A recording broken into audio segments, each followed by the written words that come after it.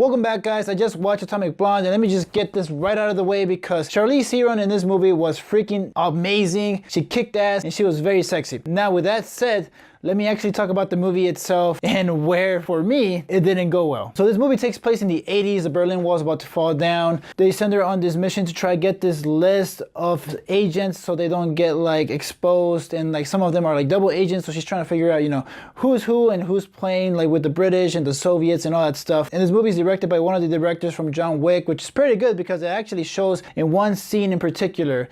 And that's probably the best scene in this movie itself. Now, when I went to watch this movie, I was really looking forward to this film because it's been heavily advertised online. I've seen it on my Instagram. I've seen it on a lot of YouTube ads. I've seen it even on Snapchat. And just by looking at it, I was like, okay, this looks amazing. And with the director for the stunts for John Wick 2 and John Wick, I was really looking forward to this. But where this movie falters for me is in the way that they try to tell the story. A lot of it is basically who's the double agent? Is James McAvoy's character really the good guy or the bad guy? And they kind of reveal that during the very beginning. And it's not that hard to tell, you know, what's going on in the film. But at the same time, they mix in so many things and they throw in so many twists that it kind of just convolutes the whole freaking storyline that at some points it doesn't even make sense to see, you know, what Charlize Theron is doing in the film. The action sequences themselves, guys, I would say were pretty good. But my biggest complaint of this film would be like the soundtrack. I get that it's the 80s, but in every scene, music is just thrown into your ears to just like listen to this like pop music from back then. And I was just like, okay, well, like, can they not like freaking overblow it over like dialogue or like the action sequences? Because it feels really washed down at the end of the movie. Because at the same time, I was just like, okay, well, there was a lot of great action, but at the same time, it didn't let me enjoy it because of all the freaking loud ass music. It's kind of like they went Suicide Squad with it, because in Suicide Squad, they had some good music, but they just kind of threw it in there just to make it seem like, you know, they're like hip and, you know,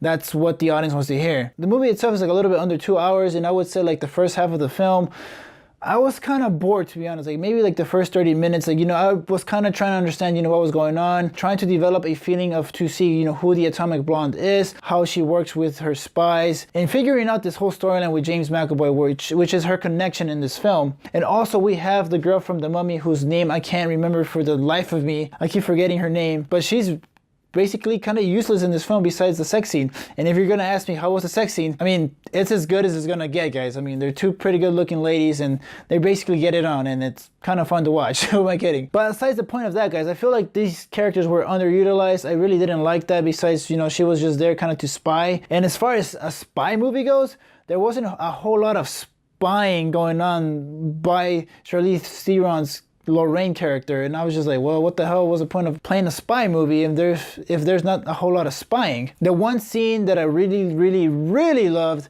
was the scene in the staircase, and you will know what scene I'm talking about once you watch this film, because that scene is freaking amazing. It is non-stop action for like 10-15 minutes. And when I finally watched that scene, I was like, why hasn't the movie been like this at all during the entire like sequence of events? And I was just like, they should have like started off with something similar to this, or at least portrayed the movie in this kind of tone, because the entire movie before that is just a bunch of loud music, dialogue, trying to figure it out, these double agents and whatnot. And I was just like, well, where was this? Like, why didn't we get this? I felt like the storyline was told very lazily because it's so conflicting with like how the double spy things go together, and it just didn't make sense to me. Because towards the end, they just kind of reveal everything to the audience, and you're like, well, what was the whole point of trying to do the entire storyline in the first half of the movie compared to just telling everybody what was going to happen in the second half? But yeah, guys, overall, you know, I think the movie has some good action sequences. Like I said, you know, it gets washed down a lot by the soundtrack, especially the dialogue. It just doesn't make sense to me to be playing music super loud in the background. And I get, you know, they're like listening to their headphones and whatnot.